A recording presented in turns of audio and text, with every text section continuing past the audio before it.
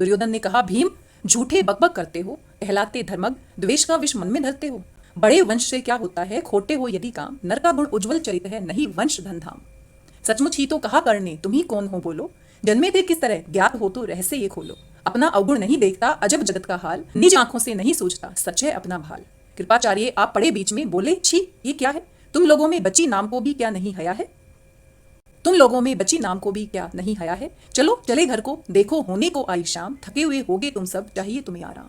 रंगभूमि से चले सभी पुरवासी मौज मनाते, कोई कर्ण पार्थ का कोई गुण आपस में गाते। सबसे अलग चले अर्जुन को लिए हुए गुरु द्रोण, कहते हुए पार्थ पहुंचा ये राहु नया फिर कौन। जन्मे नहीं जगत में अर्जुन, कोई प्रतिबल तेरा, टंगा रहा है एक इसी पर ध्यान आज तक मेरा। एक लव्वे से लिया अंगूठा, कड़ी ने मुंह से आहा, एक लव्वे से लिया अंगूठा, कड़ी ने मुंह से आहा, रखा चाहता हूं निष्कंटक बेटा तेरी राह। मगर आज जो कुछ देखा उसे धीरज हिलता है, मुझे कर्ण में चरम वीरता का लक्षण मिलता है। बढ़ता गया अगर निष्कंटक ये उद्भट भट बाल, अर्जुन तेरे लिए कभी वह हो सकता है काल। सोच रहा हूं क्या सलूक मैं इसके साथ करूंगा, इस प्रचंडतम धूमकेतु का कैसे तेज हरूंगा। शिष्य बनाऊंगा ने कर्ण को, ये निश्चित है बात, रखना ध्यान विकट प्रतिभटका पर, तू भी हितात। रंगभूमि से लिए कर्ण को कौरव शंख बजाते, चले झूमते हुए खुशी में गाते मौज मनाते। सोने के दो शैल शिखर सम सुगठित सुघर सुवर्ण, सोने के दो शैल शिखर सम सुगठित सुघर सुवर्ण, गल बाही दे चले परस्पर दुर्योधन ओ कर्ण। तो यहाँ पर आप देख सकते हैं दुर्योधन शब्द का प्रयोग किया है, लेकिन जब वो मित्रता दिखा रहे थे, कर्ण का सम्मान कर रहे थे, उनका साथ दे रहे थे, तो वहां पर उन्होंने सुयोधन का प्रयोग किया है। बड़ी तृप्ति के साथ सूर्य शीतल अस्ताचल पर से चूम रहे थे अंग पुत्र का स्निग्ध सुकोमल कर से। आज ने था प्रिय उन्हें दिवस का समय सिद्ध अवसान, विरम गया क्षण एक क्षितिज पर गति को छोड़ विमान।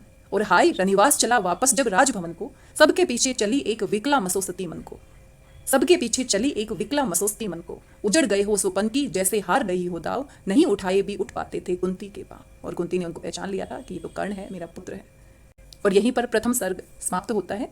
तो आज के लिए बस इतना ही। यहाँ से दूसरा सर्ग शुरू होता है, इसका उच्चारण, इसका वाचन हम अगले वीडियो में करेंगे। मैंने पूरी कोशिश की है इसका सही उच्चारण करने की, लेकिन फिर भी मन में वो संतुष्टि नहीं है। शायद दूसरी बार करूँ, तीसरी बार करूँ तो और अच्छा उच्चारण मैं कर सकती हूँ, लेकिन इसको पढ़ने के बाद जो मुझे आत्मिक अनुभूति हो रही है उसको मैं शब्दों में बयान नहीं कर सकती। और बार बार नमन करने को मन करता है दिनकर जी को कि उन्होंने क्या लिखा है, क्या ही शब्दों का चुनाव किया है, किस तरीके से उन्होंने माला में मोती की तरह गूंथ दिया है एक एक शब्द को। पूरी कथा हमारे आंखों के सामने चित्रित हो गई है। बचपन में मैंने महाभारत देखा था और इसको पढ़ते हुए वो पूरी की पूरी सभा मेरी आंखों के सामने चित्रित हो गई। किस तरीके से क्या संवाद हो रहा था, बिल्कुल मेरी आंखों के सामने यथार्थ रूप में, बिल्कुल मेरी आंखों के सामने बिल्कुल ऐसे तैर रहा था जैसे मैं अभी टीवी पर वो कार्यक्रम देख रही हूँ।